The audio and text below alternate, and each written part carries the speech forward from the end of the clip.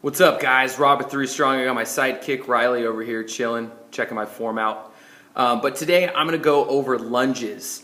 And the lunge is one of those things that's actually a pretty versatile movement. You can go forward, you can go backwards, you can go sideways, you can do crossover lunges.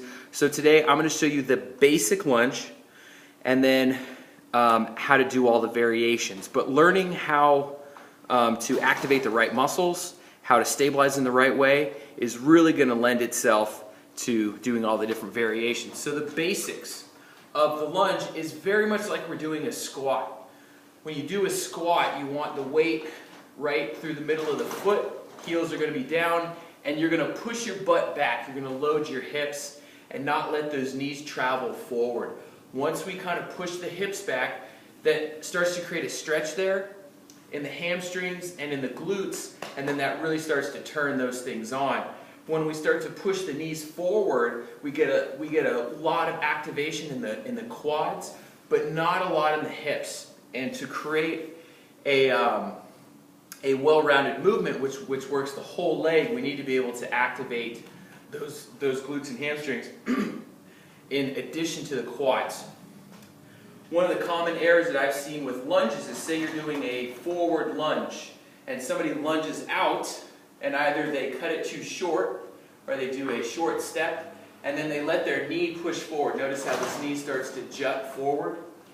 Did you see that? Yeah. Riley saw it too. Notice how that knee juts forward, and like I said, that puts a lot of stress on the knees, especially when you're trying to push yourself back up.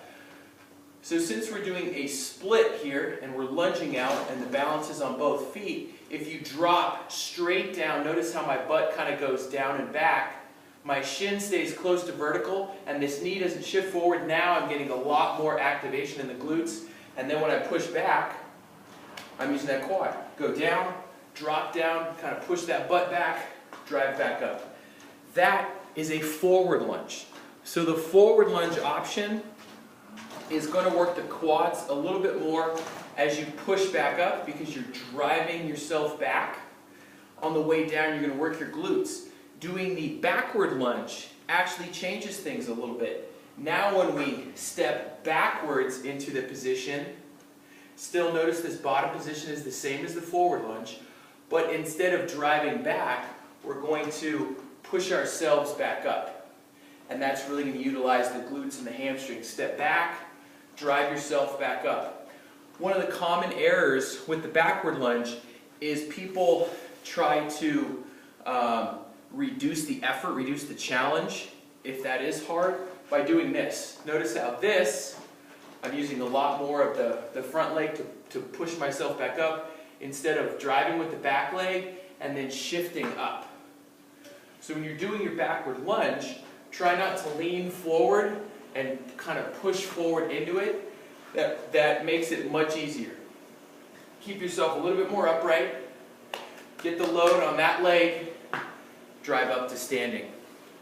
Those are two different options right there. Like I said, there's a lateral lunge, there's a crossover lunge. But if you try that forward lunge and backward lunge option, that is a great secondary movement to do in addition to your kettlebell swings, deadlifts, and squats. One more time, forward lunge, going out, keeping that foot nice and flat on the ground, chin is close to vertical, drive back up to standing. Then you have your backward lunge, take a big step back, keep a nice separation between the feet, drive up using that front leg. If you want to develop nice quads, hamstrings, butts, those are the two movements that you want to do. Do you agree, Riley? Yep. Thumbs up from him. So do those lunges. See you tomorrow.